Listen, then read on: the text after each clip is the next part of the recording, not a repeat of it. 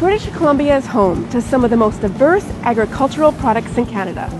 From the traditional family farm to vineyards or fisheries, if you're into eating local foods, you're in luck. I'm Lori Petrick, dietitian and local food lover. Join me as I visit BC food producers and farmers who are committed to providing fresh, local foods that are good for you and good for our earth. I love growing my own food, and British Columbia is a great place to garden. However, come winter, no matter how much of a green thumb I am, growing my own greens can be more than just a little challenging. A new vertical farming company in Vancouver, called A Local Garden, is successfully growing their greens during the rainy winter season. I asked Local Garden strategic manager Donovan Wallard to show me around. We're in downtown Vancouver. We are. Richard Street Parkade. How did you end up here? So we're on a city-owned parkade, and what has happened over the course of the last few years with a lot of people just moving into the downtown core and taking their bikes and walking to work and taking transit is that the city is not getting nearly the revenues from its parking properties that it used to. You know, that mashed nicely with our need, which was to locate our first verticrop installation, and wanted to do it right in the downtown core to show that you can be really innovative. You can grow food in many different places. Inside this greenhouse, we have our verticrop system, which consists of 3,000 of these growing trays, and they're stacked 12 high. And then the other unique features you see is that they're on a conveyor, which most of the time is moving. And so the reason to have your crop moving is that it evens out the access to the natural light, to the heat, to the carbon dioxide. It also allows you to irrigate from one point and to harvest from one point. All the crop that we're growing in here is primarily replacing crop that would be coming from California, Mexico, and these kinds of places that are 2,000 kilometers away or more. We want the solution which we offer, which is more local, low carbon food, and so it just seemed like the obvious place to start. What is your carbon footprint compared to traditional farming or a farm in California? Are we actually producing less carbon with, an operation like this? All of that shipping is twice our total carbon footprint. Just the transportation alone. So that's a big chunk which is gone.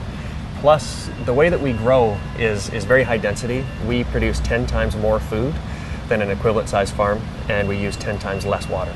All of the water is contained and cascades down through the trays, and then is collected in our troughs, gets recirculated and purified, and then gets pumped back in. So as a result, water basically leaves here in the body of a plant.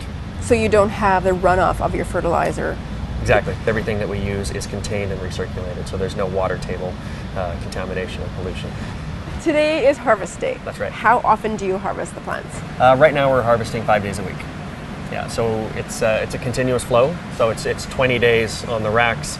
As a tray comes off, a fresh tray goes on, and then 20 days later that becomes that day's harvest. So I see on the side it actually has date picked on and best before date. Yeah, so it has the date that it's picked so that you as a consumer know that, okay, this is actually where it came off the rooftop, and this is how long it can stay in my fridge, and hopefully it'll be eaten way before that because it's pretty tasty stuff.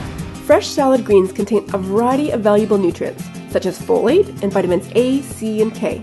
Nutrient levels do start to diminish within days of being harvested though, so don't make your greens wait around in the fridge before adding this healthy addition to your meal. Chefs and restaurants are really driving the cutting edge in terms of different varietals as well as really, really fresh, and we fit nicely into that story. Great example is Trevor Bird from Fable, who has a farm to table concept restaurant in Kitsilano that is all about getting the maximum yield out of local food and just doing amazing things with it.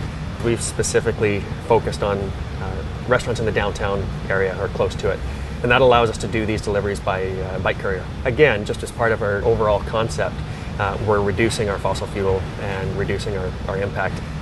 You don't have to have this trade-off of local versus environment, and we try to embody that across not just the way that we grow, but the way that we're growing as a company. It looks kind of high-tech, but compared to what's going on at the microscopic level in so much of the food we eat, this is old school. Farms using alternative growing systems such as this cannot legally label their produce as certified organic. However, they do try to maintain some of the same health and environmental principles that certified organic producers provide. For Farm Folk City Folk TV, I'm Lori, and this has been Good for You and Good for Our Earth.